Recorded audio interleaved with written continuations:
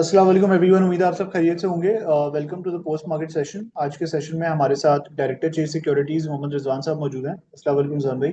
जी वालेकुम अस्सलाम। रिजवान भाई, आज मार्केट की परफॉर्मेंस काफ़ी बेहतर थी। वॉल्यूम्स ऑल्दो सेशन छोटा था बट वॉल्यूम वाइज भी पार्टिसिपेशन काफ़ी बेहतर थी and market close with N upside of almost 600 points. तो आज की मार्केट की परफॉर्मेंस के वाले से आपको क्या व्यू है? देखिए, ये कल का फॉलो अप सेशन था जिसमें जो है ना गवर्नमेंट की तरफ से 1.2 ट्रिलियन की जब खबर आई तो हमने कल भी देखा कि सुई नॉर्थ, पीएसओ, पीपीएल, ओजीडीसी में एक अच्छी रैली आना शुरू हुई। आज हमने देखा कि सुई साउथ के अंदर एक खबर आई और उसमें एक अच्छी रैली हुई कि वो कोई जाम शोरो उनका जो प्लांट है उसको स्टार्ट करने जा रहे हैं आफ्टर 4 ईयर। तो वो एक शायद पॉजिटिव ट्रिगर था जिसकी वजह से हमने सुई साउथ में भी एक्टिविटी देखी। इसके अलावा सीमेंट्स के अंदर एक अच्छी रैली बनी। कल भी ये खबर आ गई थी मार्केट क्लोज पे कि 30 रुपए से प्राइस जो है ना बढ़ने वाली, इसीलिए आज हमने डीजी खान, फौजी सीमेंट और मैपल में भी एक अच्छी अपसाइड देखी। तो अगर आप देखें तो मेरे ख्याल से यही मेजर सेक्टर है जिनमें आज अच्छी परफॉर्मेंस की वजह से मार्केट में कल भी कंटिन्यू तेजी हुई थी और आज भी इसी की फॉलोअप था। बिल्कुल। मेनली हमने देखा, ऑब्वियसली आपने जिक्र भी करा ऑयल एंड गैस सेक्टर में जो तेजी रही है उसका। तो मेरा प्रॉब्ली सवाल अब यही है कि what what is the likelihood of this plan getting approved by the IMF, और आपको कितनी फर्दर अपसाइड लगती है यहाँ से ऑयल एंड यार गैस में? आईएमएफ को इसलिए मसला नहीं होगा कि आपकी नेट नेट नेट लाइबिलिटी नहीं बढ़ी ना। आप बेसिकली जो है ना पब्लिक होल्डिंग से जो है ना महंगा लोन उठा के सस्ते से कन्वर्ट कर रहे हो, तो आईएमएफ का मसला नहीं आएगा। मसला ये होगा कि इससे कोई बहुत बड़ा पेमेंट शेमेंट नहीं आएगा, सिर्फ पीएसओ को पैसे मिलेंगे तो शायद पीएसओ को जो है ना अपनी डेट वगैरह को रिटायर करेगा।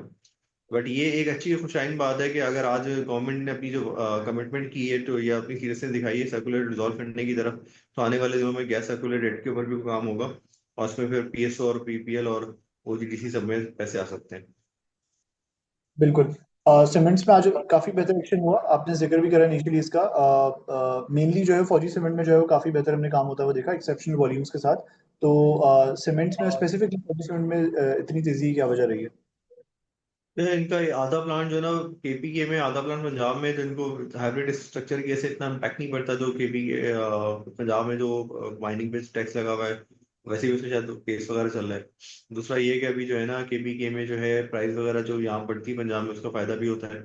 इसीलिए जो है ना फौजी सीमेंट के अंदर अर्निंग और डिमांड वगैरह बेहतर आते हुए लग रहे हैं। ऑल्दो अभी तक प्राइस अरेंजमेंट ऐसा ऐसा होना शुरू हुई है, बट मेरे ख्याल से वन ऑफ द बेनिफिशियरी इसलिए जो है ना लोगों ने इसमें अच्छे वॉल्यूम इसमें भी आए, डीजी खान में भी अच्छा काम हुआ, अच्छी अपसाइड आई और मेरे ख्याल से मैं एप्पल में भी नहीं देखा। बिल्कुल। नेक्स्ट वीक की शुरुआत मॉनेटरी पॉलिसी की मीटिंग के साथ होगी। रेट कट के हवाले से क्या एक्सपेक्ट?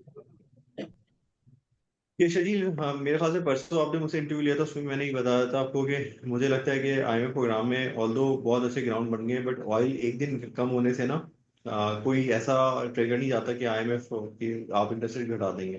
कोई कंसिस्टेंट बेसिस पे एक क्वार्टर जो है ना ऑयल नीचे होगा, आपकी पेट्रोल प्राइस नीचे आएंगी, तो उसके बाद पे देखना होगा कि करंट अकाउंट पे क्या होगा। मुझे लगता है जो मॉनेटरी पॉलिसी ना शायद अनचेंज रहे और आने वाले मॉनेटरी आईएमएफ अप्रूवल के बाद जो है ना मेरे ख्याल से जो है ना ये आईसीएसआर को इंटरेस्ट रेट को घटाएंगे। अगर ये कर देते 100 बेसिस पॉइंट तो अच्छी बात है, बट करंट अकाउंट का जब नंबर आया था और करंट अकाउंट का डेफिसिट बढ़ा था तो लोगों को भी लगना शुरू हुआ था कि अभी इंटरेस्ट रेट को रोकेंगे। तो मेरा ख्याल है उसके बाद कोई करंट अकाउंट का नंबर अभी तक आया नहीं है। ऑल्दो हमेशा रमजान में रेमिटेंसेस के नंबर बहुत हायर होते हैं, उससे आपका करंट अकाउंट का नंबर कंट्रोल हो जाएगा, लेकिन आपके पास अभी भी डॉलर के मसाइल हैं। तो अगर आपको ऑयल ईज होता भी है तो बाकी चीजें भी है ना, क्योंकि अगर ऑयल ईज होगा तो आप एक्सपोर्ट दुनिया में अगर रिसेशन आता है, टैरिफ जो जगह जगह लग रहे हैं, चाइना यूएस पे लगा रहा है, यूएस चाइना पे लगा रहा है, लंदन कनाडा पे लग गए हैं और मुख्तलिफ कंट्रीज पे जो यूएस लगा रहा है, जिससे आपकी दुनिया में डिमांड स्लो हो जाएगी, सेशन आ जाएगा।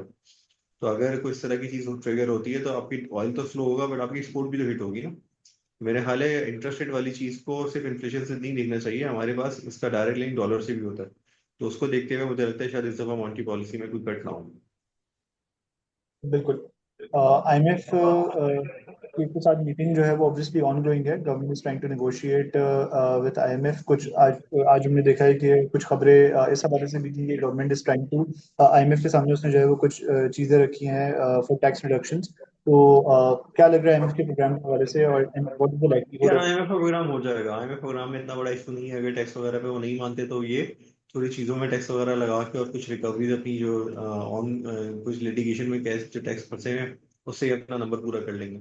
असल मसला होगा कि ये जो है ना अगले साल जो है ना कितना किस सेक्टर पे टैक्स लगता है, क्योंकि ये नंबर जो है ना अगले साल, अगले आईएमएफ को ग्रोथ चाहिए होगी ना। आईएमएफ ये थोड़ी कह रहा है कि आप या तो टैक्स जीडीपी बेहतर कर लें या आप अपने नंबर्स को बढ़ाएं ना। ये सफिशिएंट नंबर नहीं है आपकी ग्रोथ के लिए। तो अब उसके लिए अब ये किस सेक्टर को टैक्स लगाएंगे, मेरे ख्याल है मार्च में बैठे में अप्रैल मई में ये बातें आना शुरू हो जाएंगी कि आईएमएफ क्या डिमांड कर रहा है, किस सेक्टर पर और टैक्स लगने वाला है, किस सैलरीज पे क्या होता है। इस तरह से जो है ना चीजों को देखना पड़ेगा। बिल्कुल।